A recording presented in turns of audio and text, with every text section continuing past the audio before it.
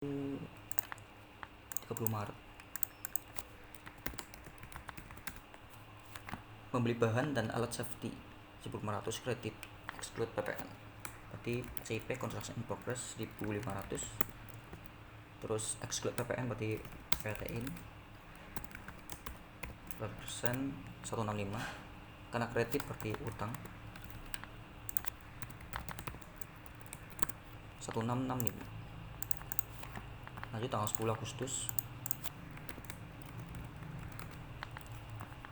menggunakan jasa logistik untuk mengirimkan kerikil ya nggak apa ya, kerikil ke TKP 600 tunai exclude PPN. Nah ini kan berhubungan langsung sama pajaknya, berhubungan langsung sama konstruksinya, dan juga ini menggunakan jasa logistik ya. Jasa logistik itu kan kalau kita lihat di aturannya di PMK mana ini? PMK 141 garing PMK 03 2015 tentang jasa lain PPh 23 ya. Nah, jasa logistik ini termasuk di jasa lain di PPh 23. Otomatis dari jasa logistik ini kita potong PPh-nya sebesar 2% ya. Sehubungan dengan jasa lain potong 2%. Tidak termasuk PPN.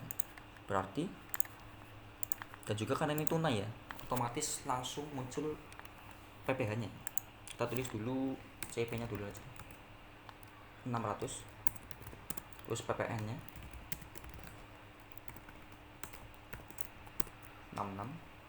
Nah, karena ini tunai, banknya harusnya kan kita bayar 666, tapi karena jasa logistik ini merupakan objek pajak PPh 23, maka kita akui juga ada yang namanya withholding tax ya, utang pajak ya. PPh 23, utang PPh besar berapa? 2% dari TPP-nya. CIP-nya 600 ketemu 12, otomatis duit yang kita bayar jadinya 600 tambah 66 kurangin pajaknya 12 ketemu 654 sama yang 666. Begitulah yang dimaksud akuntansi pajaknya ya. Karena ini kan bayar tunai langsung ya, otomatis timbul pajaknya. Beda sama tadi nih yang sewa alat pengatur. Sewa ini kan tanggal 2 Maret kan. Sewa ini kan termasuk objek PPh 23 ya, karena dia kan sewa sehubungan dengan harta, kecuali tanah bangunan ya, PPh 23. Nah, tapi karena ini hutang belum dibayar, berarti belum timbul yang namanya PPh 23. Tapi kalau misal dibayar, pada saat dibayar ya apa ini?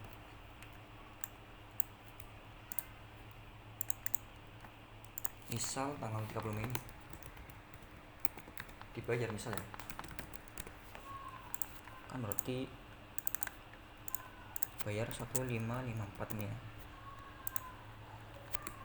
bank. Terusnya kan mungkin gini ya, secara akuntansi kan utangnya langsung dibayar ya, banknya keluar. Tapi karena sewa alat berhubungan dengan harta, ini termasuk objek PPh 23 sebesar 2%, maka timbul yang namanya hutang PPh 23 sebesar 2% dari TPP-nya 1428. Otomatis duit yang kita bayar 1554 dikurangin 28 1526. 1526 inilah yang kita bayar ke vendornya, ke penyewa alat pengaturnya ya gitu. Makanya ini 666 itu yang kita bayar ke vendor jasa logistiknya. Nah 12 ini berarti ntar kita setor ke negara. Ini Agustus berarti tanggal 10 September terakhir ya. Tapi itu di luar objek, di luar topik kita hari ini. Tanggal 15 November. Lanjut 15 November 22. Memperbaiki alat pengatur aspal sama CIP karena berhubungan langsung sama konstruksi. Terus exclude PPN berarti VAT in tunai ya, sedikit biasa karena ini objek PPh 23 ya. Memperbaiki alat pengatur itu kan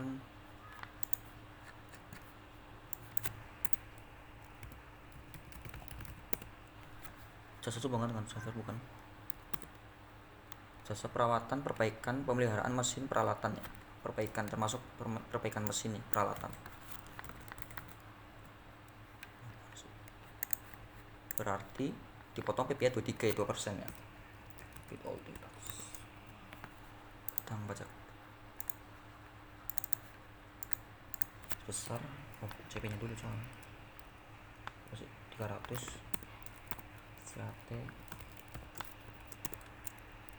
Berarti pajaknya kali 2%, 6 ya.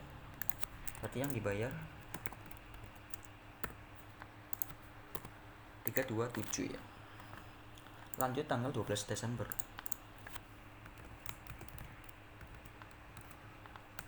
Menagih 3.000 ke PT ABC. Oh iya. Berarti sama seperti atas ini ya. Cuman bedanya ini kan tunai. Kalau tanggal 21 kan nagihnya tunai tuh. Berarti langsung muncul current tax.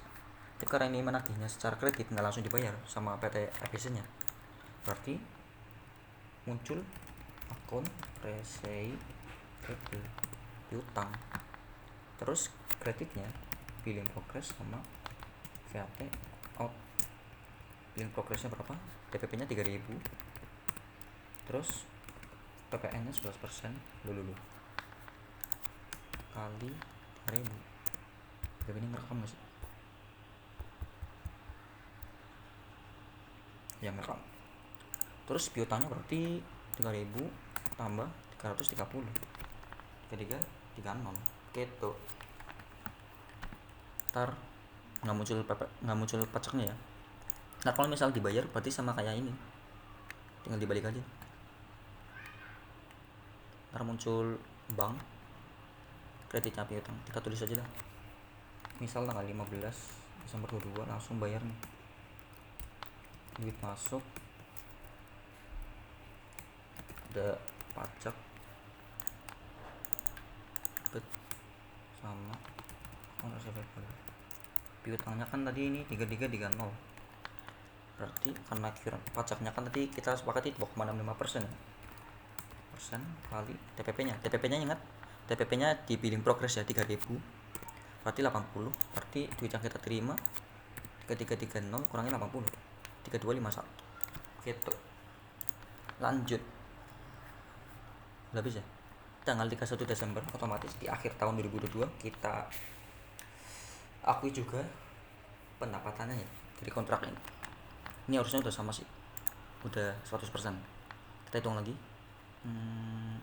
Sama COGS terus CIP sama kreditnya revenue. Nah COGS nya berarti berapa? Kita hitung CIP nya aja yang di tahun 2022. Tahun 2022 kan CIP nya ini ya, CIP 1500 tambah 600 tambah 300 udah ya 2400. Terus berarti 2400 kan berapa persen dari 4000? Kita minusin sini karena ini 4000 nya minus, biar nggak minus. 60% ya.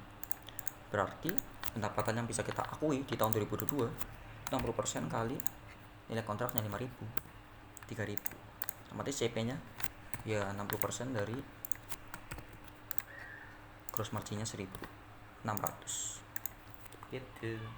Inilah pendapatan yang bisa diakui PT MCS di tahun 2022 ya. Kalau kita lihat bentar ini mungkin aja nih gini loh. Nah harusnya kalau ini kan dari kontraknya itu kan 5.000 ya, berarti billing progress dan pendapatannya itu semuanya harus 5.000 ya. Billing progressnya dulu aja, karena kan billing progress yang kita tagih ya itu sama kan, 5.000 dengan 5.000 harus sama dengan nilai kontrak. Logikanya sih, karena kan ya kesepakatannya kan kontrak ini kan 5.000 ya, otomatis ya billing progress yang kita tagih itu ya 5.000, belum termasuk PPN. sama juga pendapatan yang kita akui otomatis ya 5.000 juga, 5.000-an, 5.000. Terus CIP. Nah, CIP-nya kan ini tahun ini buat laba ya. Nah, ini kan nggak ada tanggalnya nih. Kok nggak ada tanggalnya sih? 31 Desember bukan sih? Iya, 31 Desember. Oh, ini semuanya.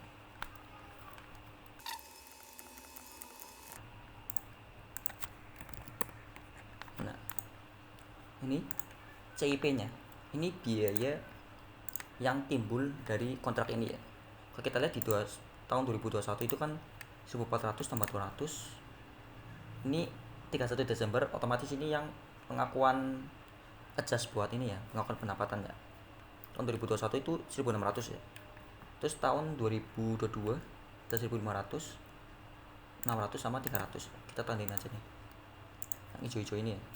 Berarti ini total biaya yang dikeluarkan PT MCS buat kontrak ini 4.000 ya. Sama dengan estimasi biaya. Ini kebetulan saya sama ini. Karena bisa aja ya biaya aktualnya ini dari kontrak tersebut enggak sama persis dari estimasi biayanya. Karena kan estimasi namanya juga estimasi berarti ya estimasi. Bisa lebih bisa kurang.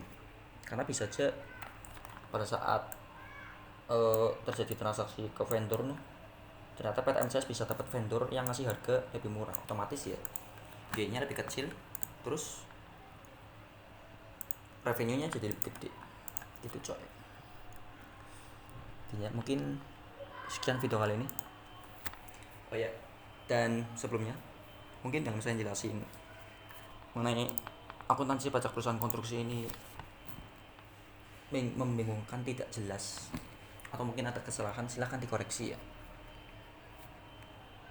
Dan juga promosi lagi ya buat kalian yang butuh jasa olah data skripsi, tesis pakai SPSS, SPLS, Views, ataupun minta diajarin software Accurate ataupun Excel kayak gini, nanya-nanya akuntansi, bisa WA saya di deskripsi ya, atau di nah itu tuh nomor WA saya.